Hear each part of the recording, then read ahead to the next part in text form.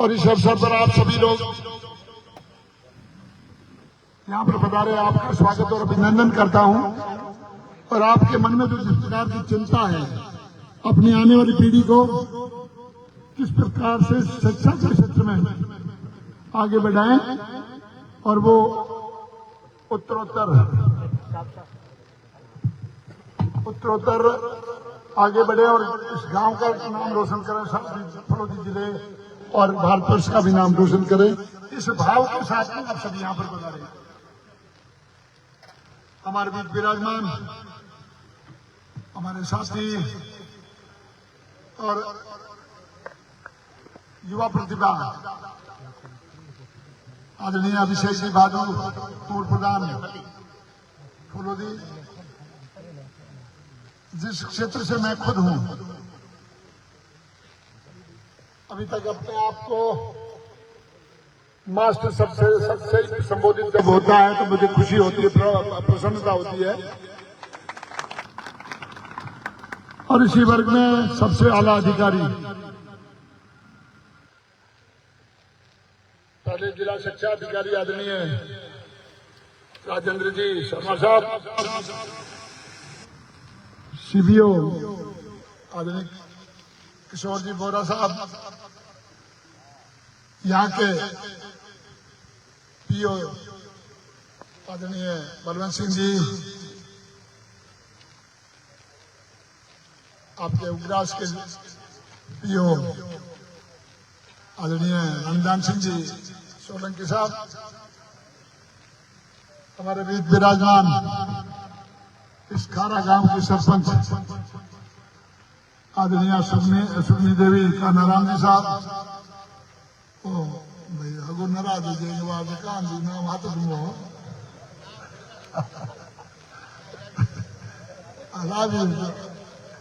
बहुत जरूरी है। जैसे दोनों का नाम लिया जा सकता है, लेना भी चाहिए। मास्टर हितांति आएली है कारण के अभी जी भी सरपंच बन गया हूँ और बच्चे भी पंचायत समिति सदस्य बनिया और माने 20 साल हूँ, आप लगातार आशीर्वाद देता आ रहा हो। निश्चित तौर से हम सभी मास्टर वर्ग आपका आभार व्यक्त करते हैं, धन्यवाद ज्ञापित करते हैं।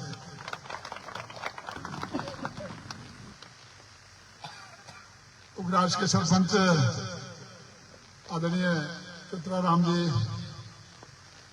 नई प्रतिभा जो एसोसिएट प्रोफेसर बने हैं भाई हंसराज जी,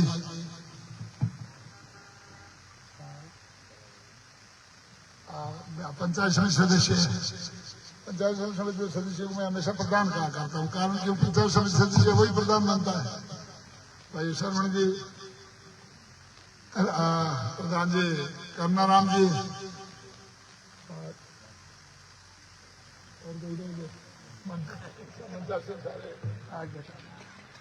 सोनाराम जी, आप सारे विराजमान है, एक एक नाम दूंगा ना तो समय रहेगा।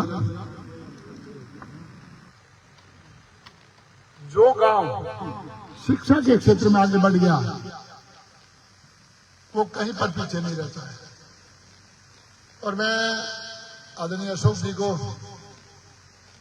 धन्यवाद ज्ञापित करता हूं कि अपने क्षेत्र में उन्होंने 7 इस प्रकार की लाइब्रेरी स्थापित की है और उसमें खारा गांव को आपने विशेष तरजीह दे करके यहाँ पर आधुनिक सुविधा से संपन्न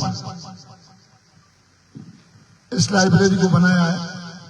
आप इसमें अच्छी से अच्छी जो ट्यूटोरियल संस्थाएं हैं उनके यहाँ पर सीधा संवाद होगा छात्रों से, उनकी सीधी क्लासेस लग सकती है।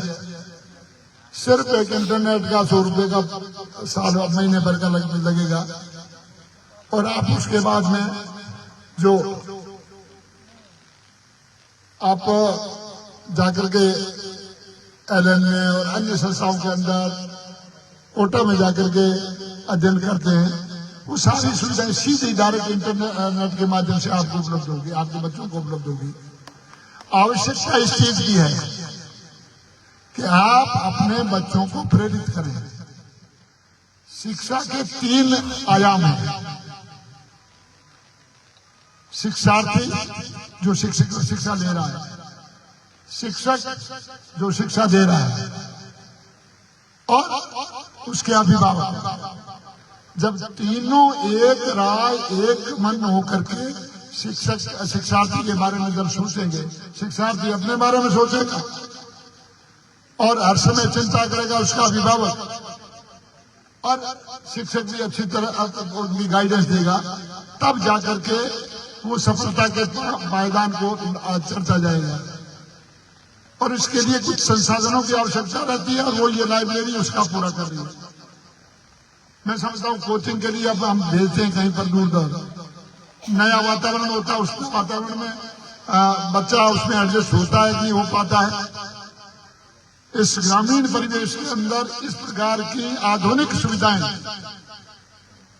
जब आपको मिल जाएगी, आपके बच्चों को मिल जाएगी, निश्चित तौर से यहीं से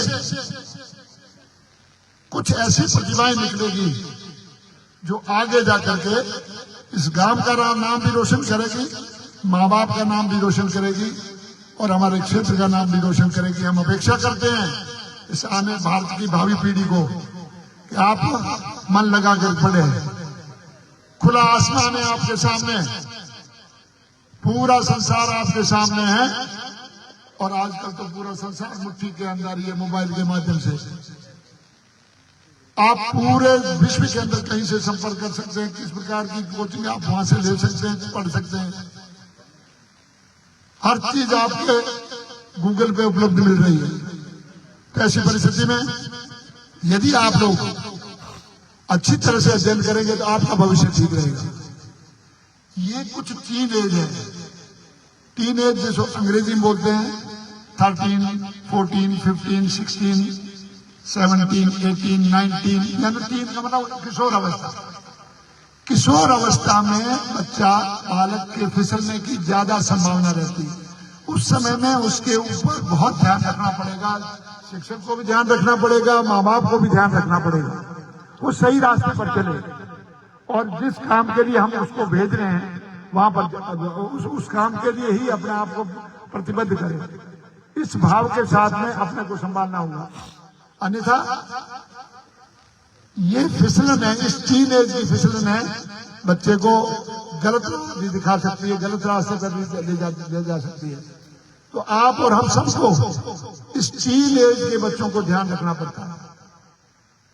तो इस टीन एज के अंदर बच्चा पढ़ाई के अंदर लगे, उसकी धुन लगे पढ़ाई के अंदर, और वो आगे जाकर के कामयाब हो। इस कामना के साथ में माननीय अशोक जी को मैं उनकी अनुपस्थिति में धन्यवाद ज्ञापित करता हूं कि आपने, यद्यपि वो संस्था जो CSR बजट देती है उनको यहाँ पर खारा में देने की क्या जरूरत थी। कोई न कोई तो वाहक होगा यहाँ पर लाने के लिए, तो वाहक के रूप में आदरणीय उनके अपने संबंधों का उपयोग करते हुए अशोक जी ने यहाँ पर ये जो लाइब्रेरी स्थापित की है, आधुनिकतम लाइब्रेरी है, इसका आप सदुपयोग करें। मैं आज विशेष तौर से आपके बीच में इसलिए आया हूं कि लगातार 20 वर्षों से मुझे आप आशीर्वाद दे रहे हैं। मेरे पास में शब्द नहीं है कि आपका किन शब्दों के द्वारा मैं धन्यवाद ज्ञापित करूं, और अब मैं आपके द्वारा किए गए मेरे ऊपर जो कर्जा है, ऋण है, उसको कभी जीवन में उतार नहीं सकता। मैं प्रयास करूंगा आपने जो आशीर्वाद दिया है मुझे, उस आशीर्वाद को प्रतिफलित करते हुए आपके लिए काम करने का, आपके लिए जरूर मैं कोशिश करूंगा, अपने प्राणपण से मेहनत से करूंगा, कोई तरह का भेदभाव नहीं रखूंगा, और पूरे मनोयोग से इस क्षेत्र की ग्रामीण जनों की, हमारे पूरे विधानसभा क्षेत्र के लोगों की किस प्रकार से सेवा कर सकूं वो मैं करूंगा। कभी कभार व्यक्ति ये भी सोचता है कि इस आदमी ने मेरे को वोट दे दी, इसलिए इसका काम ना करूं, इसने दिया इसलिए इसका काम करूं। मेरे मन में वो बात नहीं है।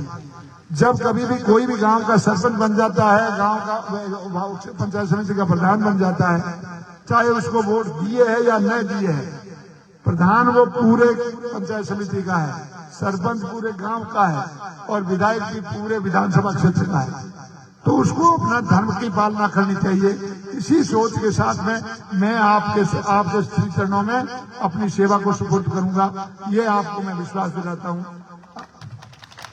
आपने जिस प्रकार से लगातार आशीर्वाद दिया, हमारे मारवाड़ी में कहावत है कि भी ज्यादा लगातार हलवो खावे तो भी आदमी उगड़ जावे, यानी कि उससे मन भर जाता है और वो फिर कोई कुछ चटनी मिर्चें अगर वगैरह खाने का दिल करता है। परंतु आपको मैं धन्यवाद देता हूं कि आपने लगातार एक ही व्यक्ति को लगातार आशीर्वाद दिया। इस आशीर्वाद का क्या कौन चुका सकता है, कि किसके अंदर इतनी क्षमता है कि उसका ऋण वो चुका सके। परंतु मैं तो आपसे सिर्फ अनन्य प्रार्थना ही कर सकता हूं, प्रणाम कर सकता हूं आपके श्री चरणों में कि आपने मुझे इस योग्य बनाया। और इस बार तो काफी डर भी लग रहा था कि भाई ढलती उम्र और कहीं पर कुछ हो गया तो तेरा क्या होगा रे कालिया।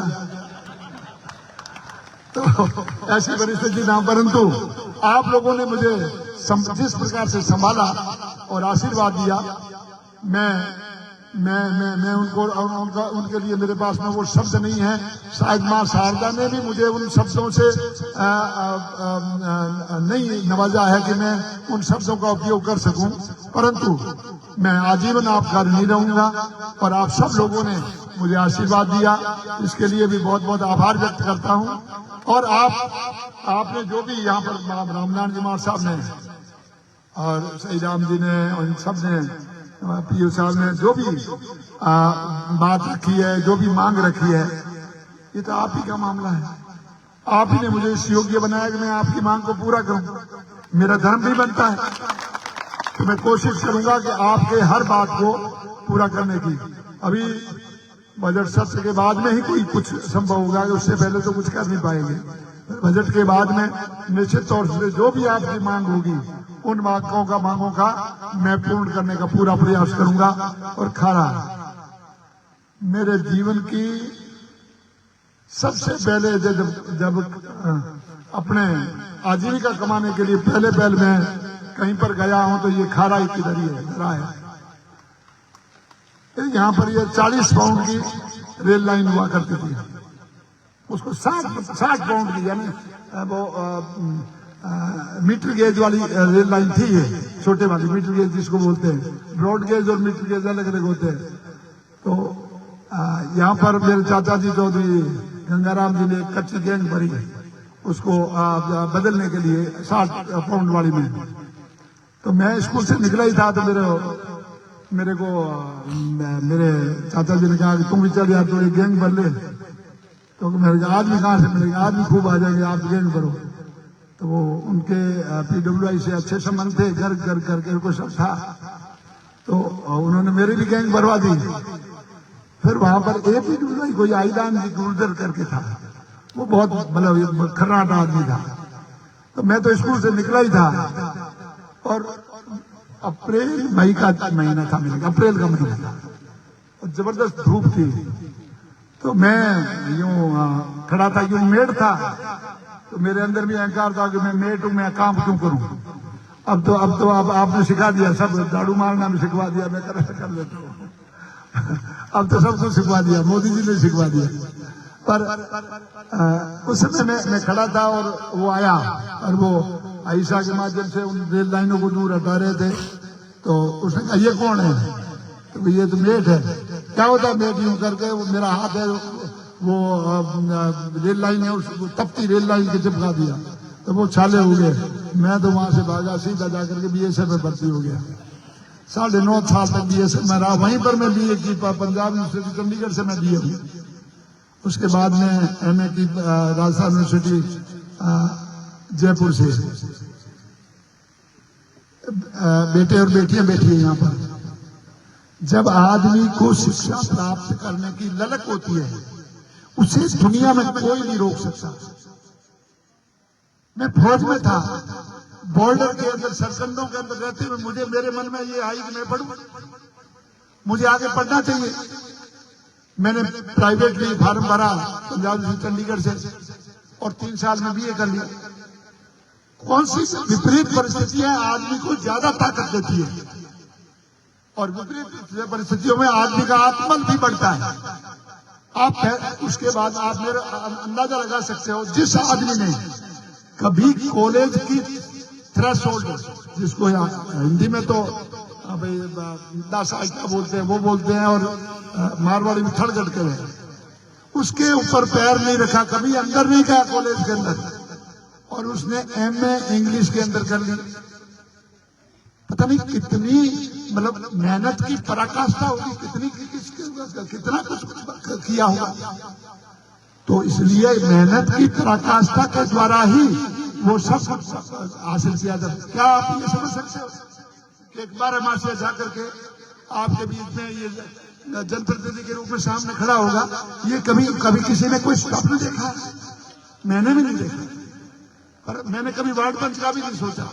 मेरे मन में एक ही बात है, कभी जन सेवा की जाए, मेहनत की जाए, संगठन से जुड़ा हुआ रहना। तो आप लोग करिए, मेहनत करिए, रास्ता अपने आप मिलेगा, अपने आप आपको रास्ता मिलता जाएगा। मेहनत करिए, और मेहनत के द्वारा वो सब कुछ प्राप्त किया जा सकता है जिसकी अपेक्षा आप नहीं कर सकते। मैंने कभी सोचा ही नहीं, और मेरे को ला करके यहाँ पर आपके बीच में खड़ा कर दिया, फिर यहाँ पर लगे रहा, कभी इस काम के लिए रहा। जब मैं डीओ साहब प्रिंसिपल हुआ करता था, तो मुझे बहुत खर्राट प्रिंसिपल के रूप में जाना जाता था। लोग आंखों से डरते, बच्चे आंखों से डरते थे, कभी मारपीट तो नहीं की। और उसके बाद में मेरे नेचर के अंदर, मेरे स्वभाव के अंदर आप सबके बीच में आया। जिस व्यक्ति को जिस प्लेटफॉर्म पर जाता है, उस प्लेटफॉर्म के अनुरूप अपने आप को ढाल लेना चाहिए। और जब मैं आपके बीच में आया, वो सारे स्वभाव तो नहीं चलते ना आपके बीच में। आप जनता जनार्दन के बीच में जो विद्यालय के प्रधानाचार्य के रूप में जो स्वभाव था, वो स्वभाव था आपके बीच में नहीं चलेगा। और आपके बीच में वो स्वभाव रखूंगा तो पहली बार में निपटा दोगे कि भैया ऐसा स्वभाव वाला हमको नहीं चाहिए।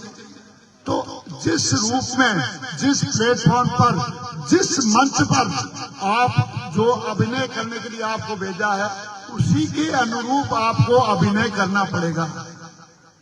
आपके मजदूर के रूप में अभिनय हो तो मजदूरी करो, एक संस्था प्रधान के संस्था प्रधान, जनसेवक के रूप में आपको करना पड़ेगा। जनता के सामने आंखें तरेड़ने से काम नहीं चलता। और यही वो जो बात है, जो बार बार मुझे आशीर्वाद आप दे रहे हो, यही कारण है शायद मेरे को आप आशीर्वाद दे रहे हो। आप सब लोगों का मैं बहुत पुनः आभार व्यक्त करते हुए एक बार पुनः माननीय अशोक जी को धन्यवाद देता हूं कि उन्होंने इस गांव के अंदर ऐसी सुविधाएं उपलब्ध करवाई। इस सुविधाओं का उपयोग पूर्ण रूप से आप सही ढंग से करें। ये शिक्षकों की, हमारे अच्छे शिक्षकों की एक टीम है। सही राम जी है, आपके दम जी है, आपके रामनारायण जी है, आपके मांगीलाल जी है, और प्रिंसिपल साहब है, आपकी पूरी टीम है। बच्चों के बीच में एक आदमी अवश्य बैठा रहे पास में।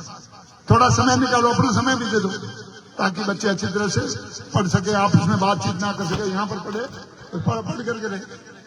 तो इस प्रकार से आप अपना मां सरस्वती से प्रार्थना करते हैं। और आप सब लोगों को एक बार पुनः इस नई सुविधा के लिए खारा की धरा को बहुत बहुत